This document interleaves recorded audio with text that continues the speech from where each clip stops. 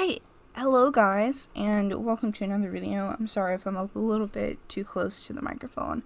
I'm doing some experiments with it to see if maybe I can make my video better, but I'm bad at this, so maybe that's not how this is gonna work, but whatever. So, just some housekeeping before we get into my actual purpose of this video, which is just to read Quora Comments, because I don't have any content ideas.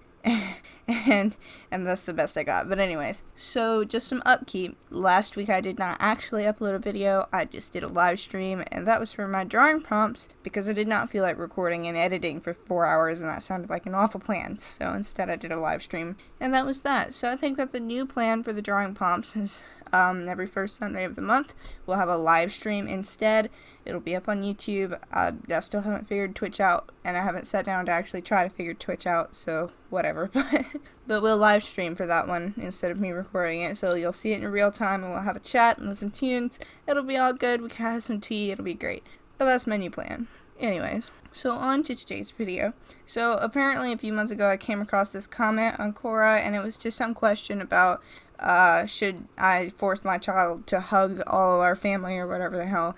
And it's actually really depressing, so here's my disclaimer, is that this sort of deals with some mental health things and possible other things, and if you don't feel comfortable with some of the stuff that's very common in that sort of area, then maybe you shouldn't listen to this. But if you're okay with that, maybe you do this. So anyways, I wrote down who wrote it on Quora, but I'm not sure how to get links to just the answers, so I don't know, maybe I'm just dumb, but yeah. So this answer is from Be a Goose to some question about kids' consent. Come on, we're leaving now. Go hug everyone about goodbye. I'm 18. I'm 18, and thanks to how I've been raised, I have a plethora of mental issues. I am 18, and I am depressed. I am 18, and I have social anxiety. I am 18, and I am currently dissociating. I am 18, and I am no longer comfortable around my homophobic racist uncle. I am 18, and I do not want to touch or be touched right now. I am 18, and I am so exhausted. So exhausted of life, of functioning, of breathing, of living. So exhausted of this role life expects me to play. This role I do not fit in the slightest. This role I never once consented to being.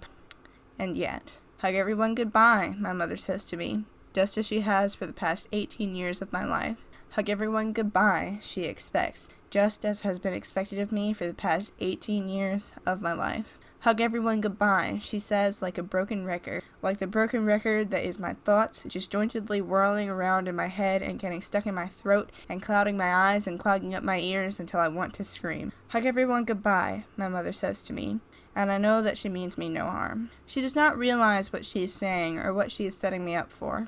She does not realize that this is one denial of a child's free will with something so precious. Their own bodily consent can warp a mind and twist it, turn it against the person whose mind it is. She does not realize that these little denials of my free will are going to do just that to me, until I cannot say no to anyone about anything, no matter what or who it is. Until I cannot say anything but no to my parents, shouting and misunderstanding and arguing and crying. She does not realize that I will not be able to trust touching or hugging anyone else without fear of some sort of harm or expected reciprocation. She does not realize that I will have to unlearn and heal from 18 years of starvation from any touch other than ordered hugs and kisses, hello and goodbye. Hug everyone goodbye, my mother says to me, and I know that while she means me no harm, the harm comes nonetheless. It came when I tried to say no, and she and my grandmother guilt-tripped me into giving in, so that I learned my ability to say no mattered very little and stopped bothering to say the word. It came when a boy got a bit too handsy, and I didn't even know what I was allowed to say no, and couldn't manage to push it past a tightly clenched jaw. It came when an acquaintance asked me out, and I didn't know how to articulate the word no, and only managed to after my best friends made me.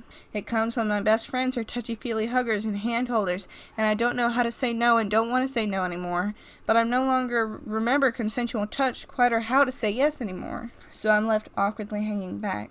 Hug everyone goodbye, my mother says to me, just as she says to my 10-year-old sister, for, as a girl, her curse is to passively love and never say no. And just as she does not say to my 16-year-old brother, for as a boy, his curse is to starve for affection he does not know he can say yes to. My sister obligingly goes to hug everyone goodbye. She is young, she is innocent, she is cheerful and friendly and talkative and hyperactive and emotional and loving, just as she wants to be, just as she is supposed to be. She has so much love to give, and family and friends and teachers and classmates and neighbors and so many others take advantage of that. She does not realize that her love is hers, and hers alone to give, not something to be taken. My brother goes to say goodbye as well, shaking hands with my grandfather and that damn racist, homophobic uncle. He is young, he is innocent. He is gangling and awkward and gruff and dorky and unsure and loving, just as he doesn't mind being, just as he is supposed to be. He has so much love to give, but he does not know how to express it, does not know he is allowed to express it, does not know he even has it. He does not realize his love is present and that it deserves to be shown, not shut away. I am 18. I am an adult. I should have a say over myself, my body, and my consent. And yet, while no physical ties bind me, the deep roots of my childhood tether me into place, into that cycle that seems never-ending. I am 18, and although I want to say no, though I at least make up an excuse as to why I do not hug my homophobic uncle, I get up, and I go hug my family goodbye. When your child does not want to hug or touch you or relatives, please listen to them. It is not that they do not respect you, their relatives, or your word. Let them reciprocate or not reciprocate as they wish, because they deserve to respect themselves as well.